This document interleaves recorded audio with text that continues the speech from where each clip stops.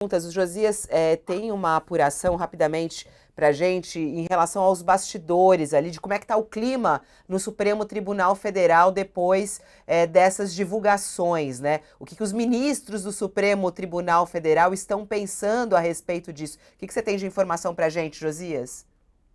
Bom, Bílio, eu falei com dois ministros do Supremo, um deles estava muito desconfortável e não quis nem comentar. Falou, olha, eu considero essa situação toda lamentável, porque nós voltamos ao noticiário sob críticas, o que é bem desconfortável, mas não vou fazer comentário para não piorar a situação, né?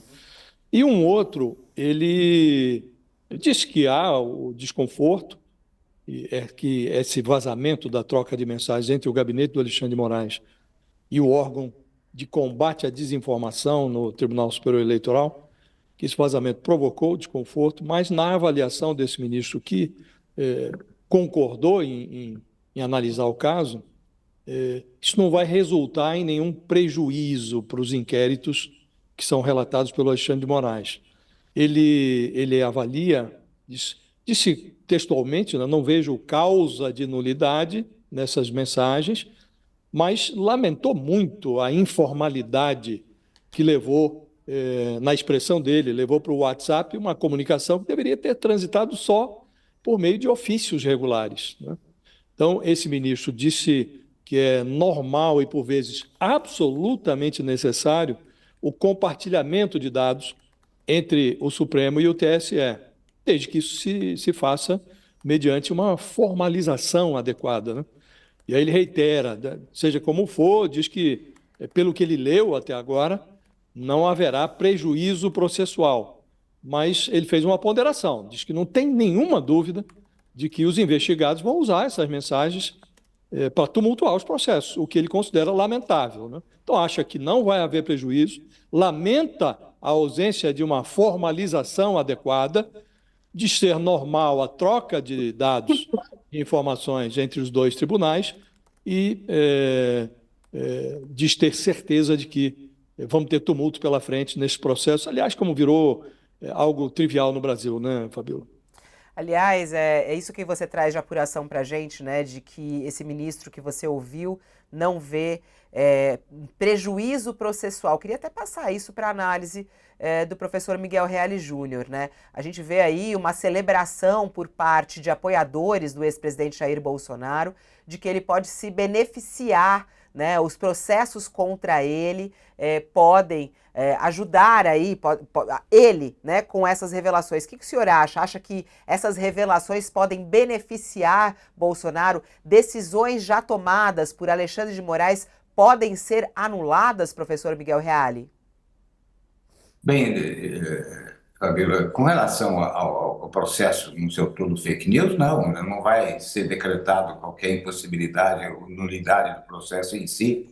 Eu digo que, com relação apenas àqueles fatos em que houve relatórios e decisões que foram decisões processuais de retenção de passaporte, de multa, ou seja, nesses casos exclusivamente. Com relação ao processo de 8 de janeiro, então não há ligação nenhuma, né? Absolutamente não há ligação nenhuma. Ou seja, o Alexandre de Moraes não criou fato, ele não é um suspeito porque criou fatos, porque inventou, porque inovou para determinar medidas processuais. Ele solicitou investigações e com casos bem restritos. Nem com relação a esses casos restritos, eu acho que esses atos de decisões que ele tomou são nulos, com relação somente a esses casos, e não com relação ao inquérito no seu todo, o inquérito do fake news, e muito menos com relação ao inquérito relativo aos crimes contra o Estado de Direito praticados em 8 de janeiro. Aí não há Agora, nenhuma relação. doutor Reale, o senhor apontou uma anomalia que o país viveu, que era a falta de disposição do então Procurador-Geral da República, Augusto Aras, para procurar. Não havia nenhuma disposição do procurador de procurar qualquer coisa Você que se já referisse a citou várias vezes. Bolsonaro, É. bolsonarismo, nada disso interessava a ele procurar. Agora, o que eu lhe pergunto é como deveria ter procedido o ministro Alexandre de Moraes? Ele dispunha de um poder que se tornou até excepcional por conta dessa anomalia que vivemos, mas teria sido mais adequado aqui neste caso, ele era relator de um processo, chega a ele uma informação. Ele deveria ter acionado a Polícia Federal formalmente, olha, senhor delegado, presidente desse inquérito, tem essa informação, peço a apuração. Cabe a ele, ele tem essa prerrogativa de, como juiz, e tendo a necessidade de manter a isenção que se exige de todo juiz, ele tem a prerrogativa de requisitar investigações? Eu creio que sim, apesar de que existem processualistas que entendem que o juiz tem que se manter absolutamente isento e acima dos fatos. Eu creio que até por determinação do artigo 40 do Código de Processo Penal, haveria a possibilidade do juiz, tendo conhecimento de um fato delituoso, requerer ao Ministério Público que fizesse a apuração. É o que determina o Código de Processo Penal. Agora, o que adiantaria ele oficiar, como já tinha oficiado diversas vezes, ao Ministério Público? Não, mas aí que por isso eu lhe perguntei, ele poderia oficiar diretamente à Polícia Federal ou ao próprio TSE?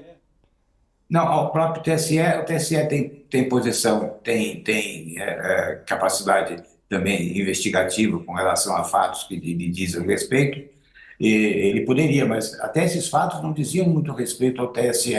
Vejo os fatos relacionados ao que o Constantino disse. Relativamente a esses fatos, uma ponta estaria ligada ao TSE quando ele faz críticas ao processo eleitoral. Mas a eleição já tinha se consumado, já era 22 de dezembro, me parece, uma data já com a proclamação e a diplomação dos E a Polícia Federal? Ele poderia ter A se Polícia reportado Federal, ele diretamente? poderia pedir à Polícia Federal, o certo ele pedia ao Ministério Público para que opinasse. Esse é o caminho processual correto. Ele não ser da notícia crime, mas ele noticiar o Ministério Público, para o Ministério Público analisasse se havia ou não infração e determinar a investigação. Esse era o caminho certo. Só que era um caminho inviável, infelizmente. Agora, o poder de polícia, né? Tem muita gente aqui na dúvida e perguntando, o poder de polícia de um juiz, ele tem esse poder de polícia? Ele pode investigar? Não, o juiz tem que determinar que a investigação seja feita. Ele não investiga ele mesmo, né? O juiz não pode investigar.